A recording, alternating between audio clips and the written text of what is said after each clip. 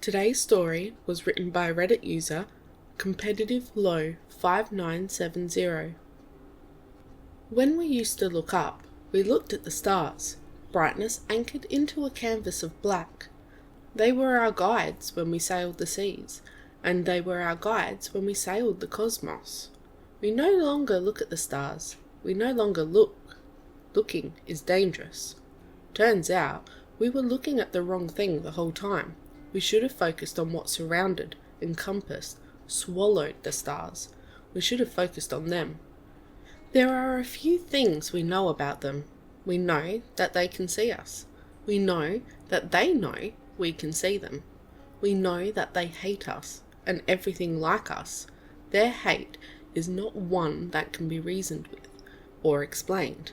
The atoms they are built with are built to hate our kind, meant to prey and feast on our agony and fear. We have entered a cosmic ecology far older and greater than we will ever comprehend the moment we were born. Merely the plants that sustains this ecosystem. We know they parade in the impossible and feast in the unknowable. The incidents always start the same for every civilization. Something small in the middle of nowhere, something stupid, something impossible. A rock that rolls up a hill, a tunnel that stretches on forever, a staircase with no end. The scientists will seek an explanation, any explanation, desperate to have any sort of explanation for the impossibilities that shattered their worldview. Then, maybe a puppet that follows you wherever you go, a fridge that stores body parts, a mirror that screams out for you to kill them, an unkillable creature that feasts on the taste of your flesh and the thirst of your blood, razor-sharp glass, trees that swallow towns, information that drives one mad. These impossible manifestations they made were truths that shattered our worlds.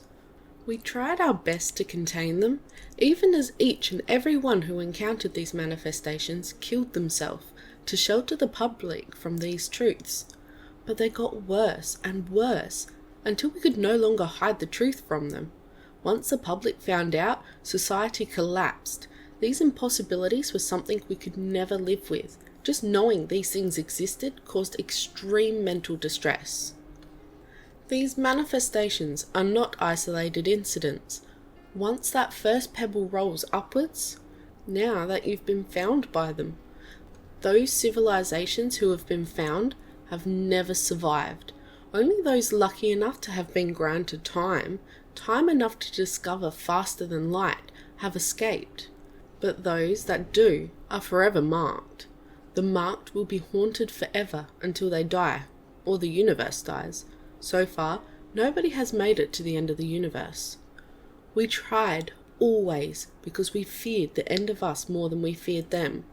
We left on fleets of ships, leaving the broken shards of our planet behind.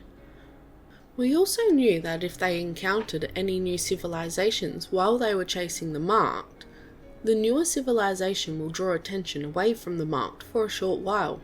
Was it selfish? Yes. But it was better them than us. We didn't hesitate when we first spotted them broadcasting to the universe without a care.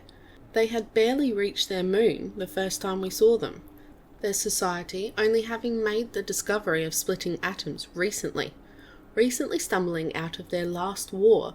They had only started down their path of discovery recently. If they were to find them, they had no way to escape. Better them than us. But the humans never died.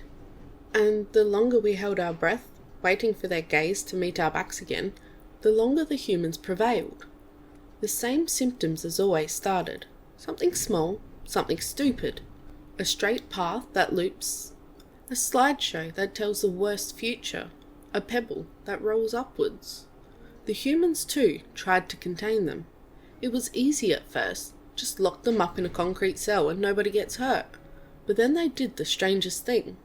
The humans documented the anomalies, as if they wanted to remember it, as if these things in front of them did not shatter the world they thought they knew. Lines upon lines, files upon files of knowledge, as if they could try and understand the unknowable where countless others have failed.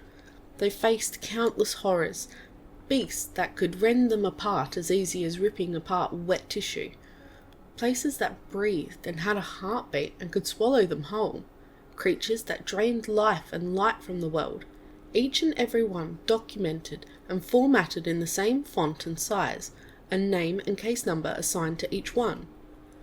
Then, when the truth could no longer be hidden behind closed doors, the public documented them, videos and cameras producing hundreds of hours of footage, neat little PSAs that told citizens to lock their doors and bar their windows, brochures on how to identify a specific demon possession over another. Everything was mundane, normal.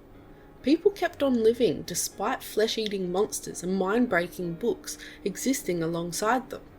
How could they look upon these impossibilities, these contradictions, and ignore them? Do these humans know something we do not? Then we understood. Humans did not understand the unknowable. They understood that it was unknowable. Each time the humans encountered the impossible, they did not look away. They stared back, hummed a note of acknowledgement, and moved on.